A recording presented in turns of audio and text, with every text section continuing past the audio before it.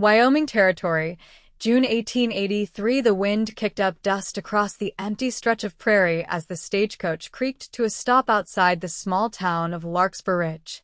From the window, a woman stepped down with a sleeping child in her arms and another clinging to her skirts. Her black dress was clean but plain, the hem worn for miles walked before this last ride. Her name was Viola Langley, and the black veil tucked inside her bag said everything the town needed to know. Viola had lost her husband, Thomas, 6 months ago back in Kansas. Fever took him quick. She buried him with her own hands behind their little farmhouse because no one else was left to help. After that, the letters from her sister in Larkspur Ridge became her only light. But when she arrived, she found the house empty. A neighbor said her sister had passed during childbirth just a month prior. No one knew what happened to the baby.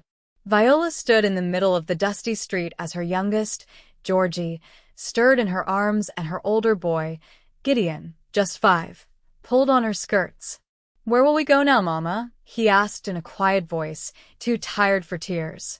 She had no answer. A horse trotted up slowly from the west end of town.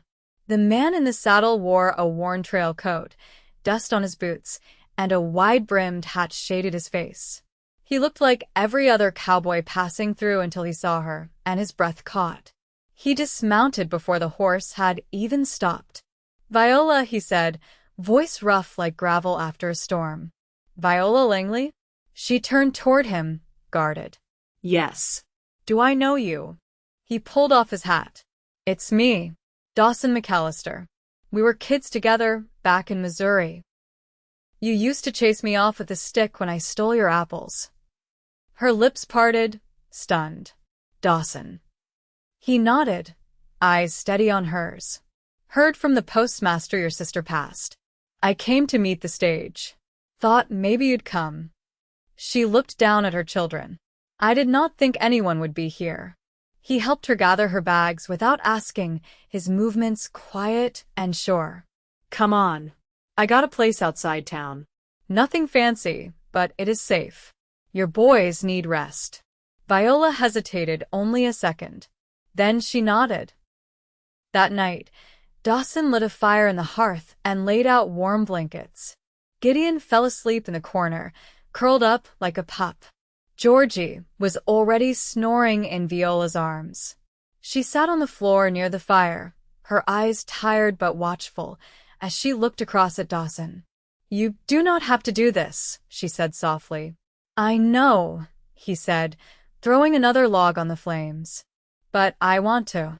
Her fingers brushed Georgie's hair. "You are not the same boy who used to steal apples." He glanced over. "You are not the same girl who used to chase me with a stick." That made her smile faintly for the first time in weeks. The next morning, Dawson hitched up his wagon and took them into town. He bought bread and apples and a small tin of peppermint drops for Gideon. When Viola tried to protest, he said, "Let me do this." He helped her find work at the laundry and offered to watch the boys when she worked, promising nothing would happen to them. At first, she refused.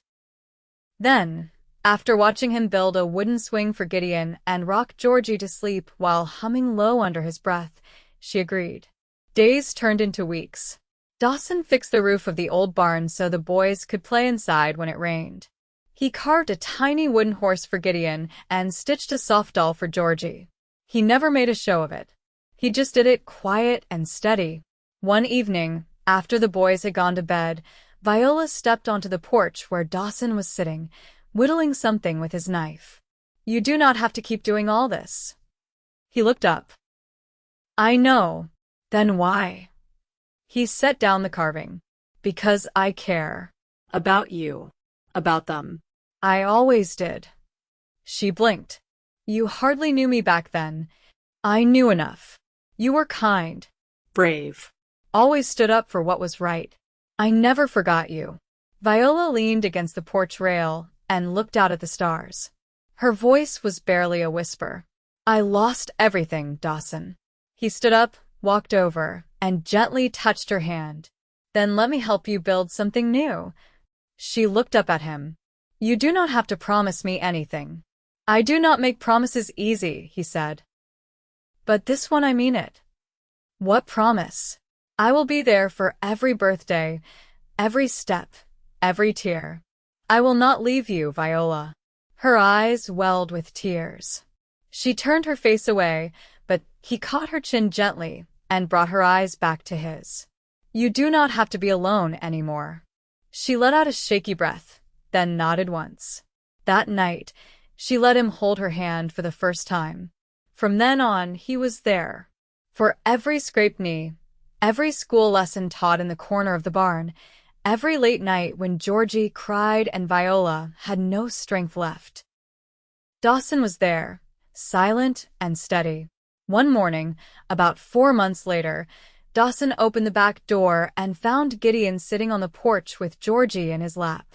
They were both barefoot and giggling. Viola stood behind them, apron dusted with flour, smiling at the sight. Dawson stepped forward and gently lifted Georgie into his arms, tossing him in the air just enough to make him laugh. You sure you want this? Viola asked softly behind him. He turned, still holding the boy. I never wanted anything more. And in that moment, with the sun rising behind them and the smell of bread in the air, Viola nodded. Then stay. He took her hand again. I already did. By late August, the grass around Dawson's fields had gone dry at the edges, and the wind carried the smell of the river dwindling in heat. Viola stood outside the chicken coop, sleeves rolled up, coaxing a stubborn hen back into the roost. Her hair had come loose in the breeze, and Dawson, hauling fence posts across the yard, paused to watch her a moment longer than he meant to. She noticed. You mean to help, or just stare me into doing it faster? He chuckled low. Wasn't sure if the hen or you had more fight in you. Viola straightened, brushing straw from her skirts. You ought to know by now I don't lose arguments to birds. Dawson leaned the post against the fence. You don't lose much to anything. She tilted her head, considering him. You always talk like you're certain of me. I am. She looked at him for a long moment before turning back toward the house. I'll boil up the last of the beans for supper. You'll need the strength if you plan to finish that fence before first frost. Inside, the boys sat cross-legged on the floor, sorting out a puzzle made from scrapwood Dawson had carved during a storm the week before. Gideon traced the painted letters with his fingers while Georgie babbled beside him, trying to mimic the sounds. Viola stepped over them and stirred the pot on the stove, heat curling against her face. Later, when the sun settled behind the ridge and cast the valley in gold, Dawson walked the edge of the property with Viola. Georgie rode in a sling across her chest, half asleep against her shoulder. Dawson carried a lantern in one hand, letting it swing gently, the flame flickering soft against the dusk. You never said what kept you here, she said, eyes on the hills beyond the fence line. He shifted the lantern to his other hand. Was working for a rancher north of Casper. Put in 4 years there. Good cattle, but land like that never felt like mine. And this does. He stopped walking. This? No, not yet. But with you here, it could. She didn't answer right away. The breeze tugged at her skirt, and Georgie sighed in his sleep. I was afraid, she said quietly. After Thomas died, I didn't think I'd ever stand still again. I kept moving so I wouldn't have to feel it. Dawson's voice was low. You don't have to keep running. She looked at him, eyes wet but steady. I don't want it. He reached out, and she let him take her hand. There was no hesitation now. No space between them that hadn't already been bridged by days spent building something neither had dared name. I meant what I said, he told her. Every birthday, every step, every tear. Viola looked down at their joined hands. Then stay through the quiet days too. The ones with nothing but chores and dust. Stay when I'm tired or stubborn, when the boys are loud and money's thin. I will. She nodded once, then leaned into his shoulder. By September, Dawson had cleared the back pasture and started planting hardy seed for spring. Viola took in mending work from neighbors, and once a week, she walked into town with the boys to trade thread and eggs for sugar or flour. Gideon began asking Dawson questions about horses and how to mend leather, and Dawson answered with a patient tone of someone who didn't see time as a thing to hoard. One evening, Viola came home from the creek with a bundle of washed linens. She found Dawson in the lean-to behind the house, sanding a cradle by lantern light. He looked up as she stepped inside, her breath catching when she saw the carved initials at the head, GL, for Georgie Langley. "You made this?" she asked. He wiped sawdust from his fingers. "Figured he's getting too big for that basket." She ran her hand along the smooth edge. "You could have just said so. I wanted you to see it first." Viola looked at him, and something in her face softened in a way it hadn't since she'd first stepped off the stage. "You already are their father, you know." Dawson's voice caught. "You sure?" "I wouldn't say it if I weren't." He stepped forward then, close enough for her to feel the warmth from his skin. "And you? Am I yours too?" She reached up and touched his cheek, thumb brushing the edge of his jaw. "You always were." He leaned down slowly, giving her time to pull away. She didn't. That night, they stood barefoot on the kitchen floor, the boys asleep upstairs, and danced without music, just the creak of wood and the hush of breath between them. When she laid her head against his chest, he held her like he'd been waiting years to do it. Neither said a word. They didn't need to. Outside, the stars blinked over the ridge, and the wind shifted, carrying with it the faint promise of autumn.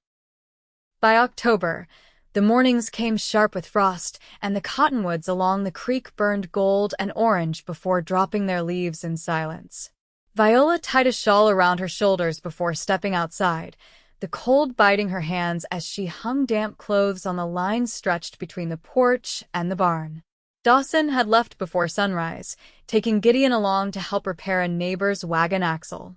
Georgie slept upstairs, curled against a quilt made from scraps of Thomas's old shirts. It had been a year since she'd felt steady enough to breathe without counting the weight in her chest. Some days still felt brittle, but now they passed with gentler edges. The wind stirred the hem of her skirt as she clipped the last linen. She turned back toward the house and saw Helen Quince walking up the path, bonnet in hand, cheeks bright from the cold. Helen had been the midwife for half the valley and knew every child's name from one ridge to the next. She'd come once before when Georgie had a bad fever, and Dawson had ridden through the night to fetch her. "Thought I'd stop by," Helen said once Viola had opened the door. "Got word from that cousin of yours up in Buffalo. She sent a letter to the general store, said to pass it along when I could." Viola took the folded envelope with care. She hadn't heard from anyone since spring. "She say how she's doing?" Helen stepped inside and held her hands near the stove. "Said she married a blacksmith, and they're expecting before the snow sets in. She asked if you'd come for the birth." Viola looked down at the letter. "I can't leave the boys." Helen gave a quiet hum. "Didn't figure you would. Just thought you'd want to know someone's thinking of you." After Helen left, Viola sat at the table and ran her fingers over the paper without opening it. She set it aside and reached for her sewing, mending the seam of Gideon's only wool coat before the cold settled in for good. By the time Dawson and Gideon returned, the sun was dipping low. Gideon ran ahead, cheeks red and boots muddy, holding a cloth-wrapped bundle. "Mama, we brought back sweet apples. Mr. Clary gave them to us." Viola met them on the porch, brushing dirt from Gideon's leaves. "I hope you said thank you." Dawson said it twice. Dawson stepped up behind him, brushing hay from his shoulder. He earned them. Held a wheel steady near an icy ditch for over an hour. "You'll have to grow into your strength," Viola said to her son, smiling faintly. That's what Dawson said too. Viola looked up at Dawson. "You're teaching him more than repairs." He shrugged. "He listens close. That's half the battle." Later, after the boys were tucked into their beds and the fire had burned low, Viola brought out a tin box from the bottom of the hutch.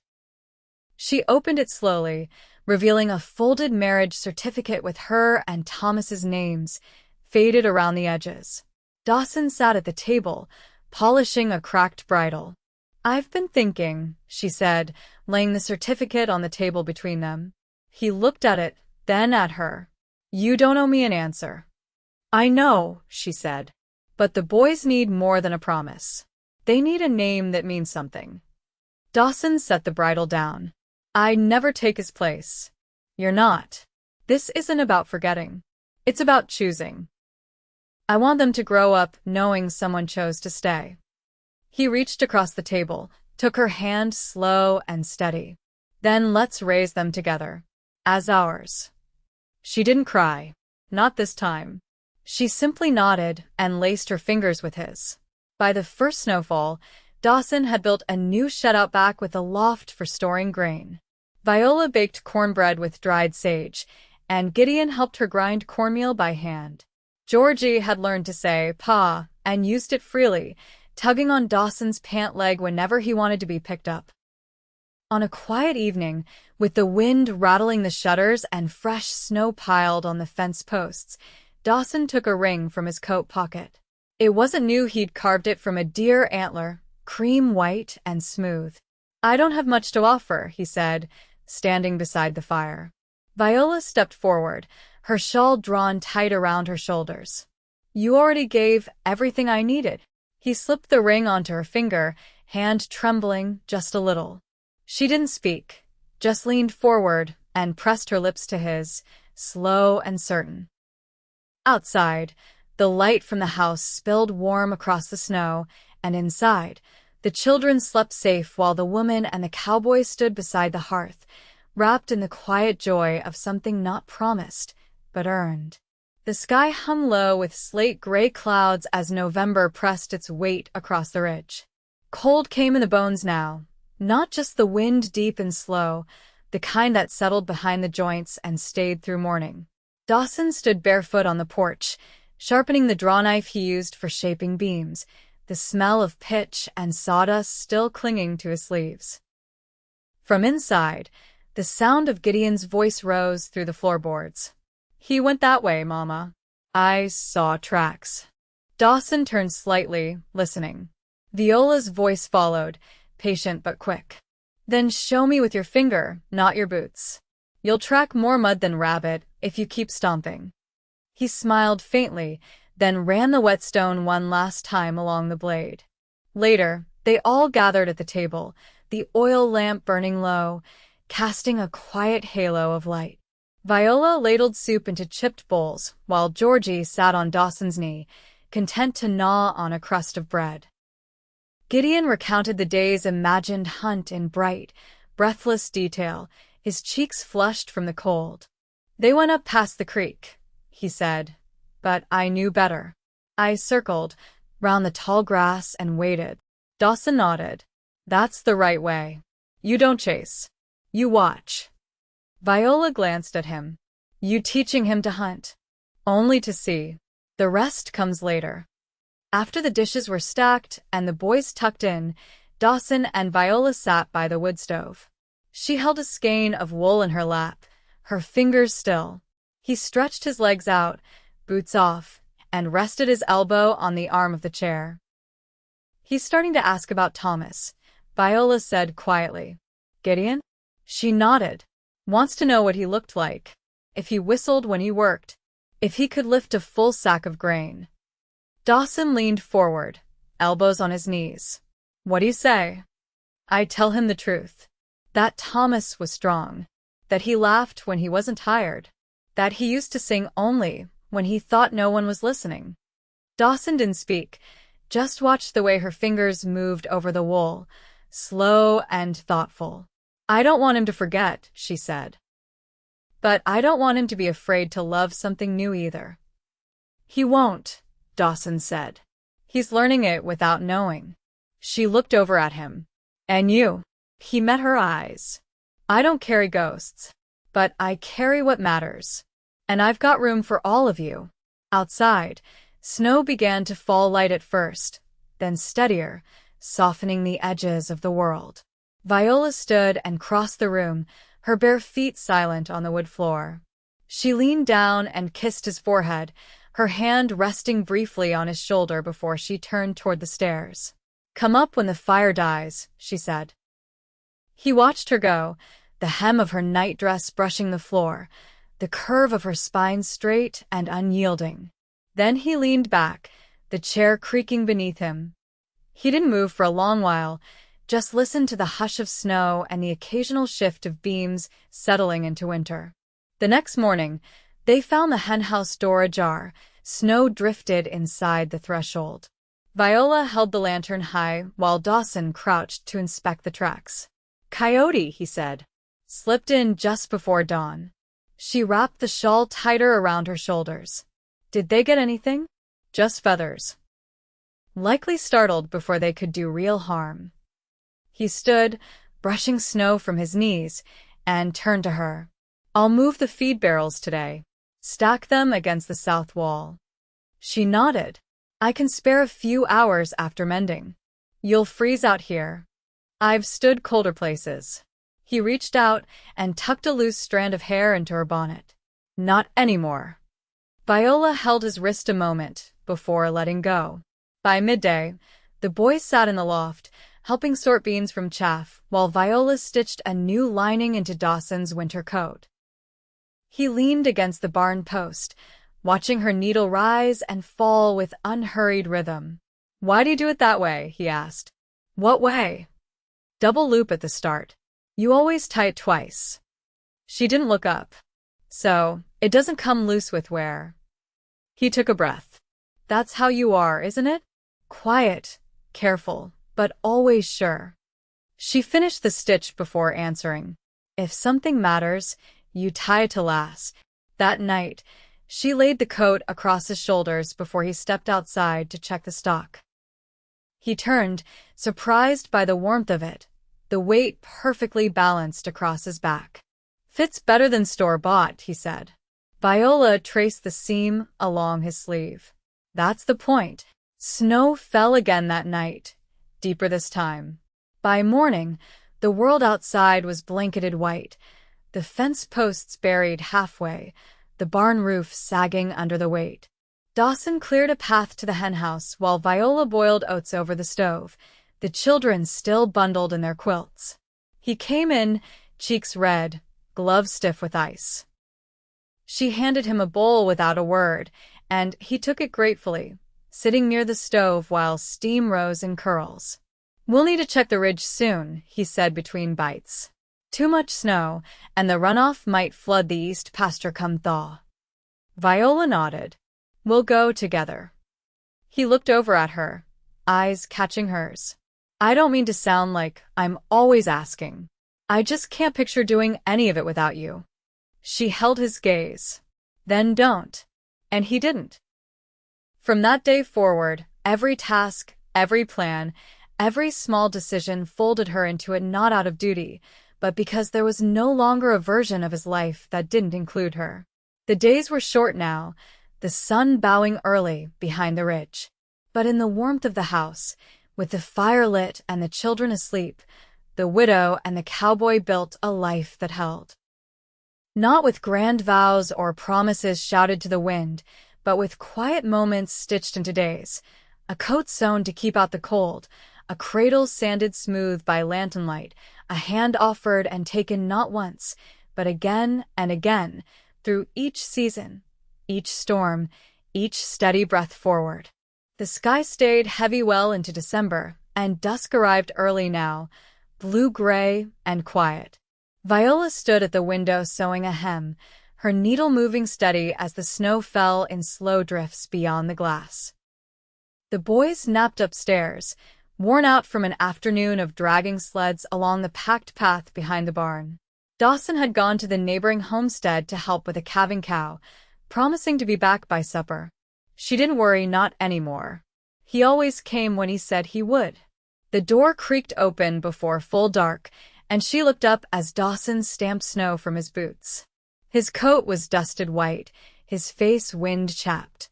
He hung his hat on the peg before running a hand down the front of his shirt, brushing off the cold. "She's fine," he said, shrugging off the coat. Calf came breech, but turned in time. Strong thing. Already up on her legs. Viola threaded her needle again, watching him move around the kitchen with the ease of someone who belonged. You're good with the mess of things. He raised a brow. Mess. She smiled without looking up. When things don't go how they're meant, you don't rattle. He leaned against the counter. I used to. Lost a horse once trying to cross a river too fast. After that, I learned to wait and watch. Hard lesson. Most worth learning are. She tied off her thread and folded the garment. Come sit. I saved stew. They ate together at the table, low light from the lamp pooling between them. Dawson didn't fill the silence with talk. He never had. Viola liked that about him. It made the warmth between them feel earned, not chased.